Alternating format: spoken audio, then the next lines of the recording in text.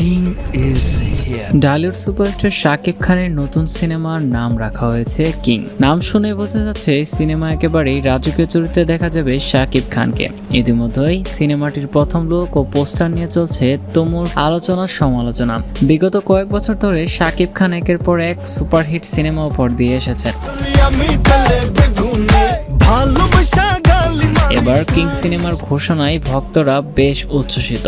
শোনা যাচ্ছে সিনেমায় থাকতে পারে অ্যাকশন, থ্রিলার আর রোমান্সের দুর্দান্ত মিশেল। কিন্তু পরিচালক কে, নায়িকা কে, শুটিং কবে থেকে শুরু এখনো পর্যন্ত অফিসিয়ালি কোনো কিছুই জানা যায়নি। তবে খুব শীঘ্রই পুরো স্টার কাস্ট আর টিমের বিস্তারিত ঘোষণা হবে।